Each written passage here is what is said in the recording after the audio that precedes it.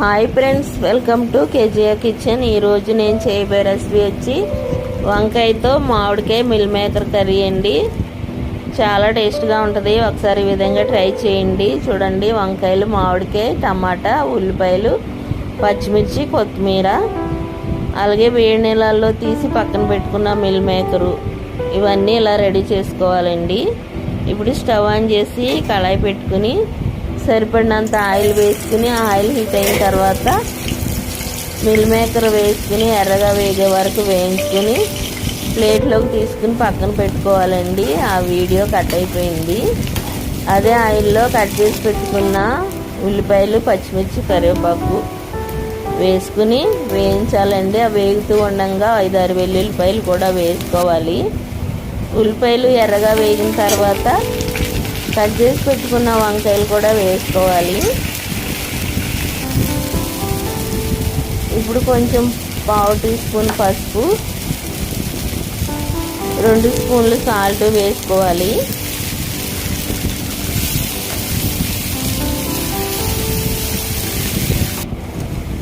ఇప్పుడు 2 టమాటాలు చిన్న ముక్కలుగా కట్ చేసుకుని టమాటాలు కూడా వేసుకోవాలి.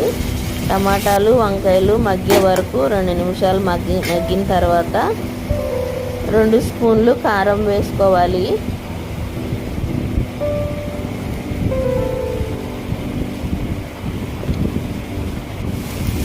కారం మొత్తం కలిసే వరకు కలుపుకుని 2 గ్లాసులు వాటర్ వేసుకుని ముక్కలు మునిగే వరకు వాటర్ వేసుకుని కలుపుకోవాలండి. వంకాయ, టమాటా కొంచెం తొందరగానే ఉడుకుతుంది కాబట్టి మనకి ఎంత సరిపోతాయో అంత వేసుకోవాలండి. మిల్ మేకర్ ఉడికితే సరిపోతుందండి. అలాగే కట్ చేసి పెట్టుకున్న మామిడికాయ ముక్కలు కూడా వేసుకోవాలి. వేయించుకున్న మిల్ మేకర్ కూడా వేసుకుని మొత్తం అన్నీ కలిసే వరకు కలుపుకోవాలి.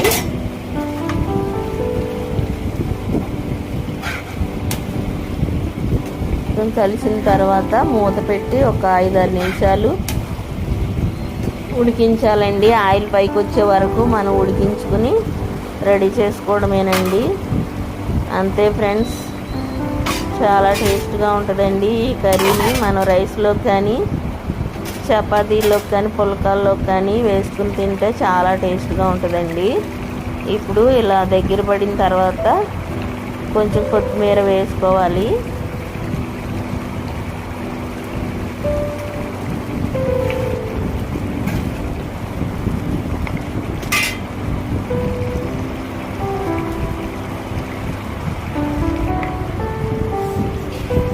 చూడండి ఫ్రెండ్స్, ఆయిల్ కొంచెం పైకి వచ్చే వరకు ఉడికించుకుని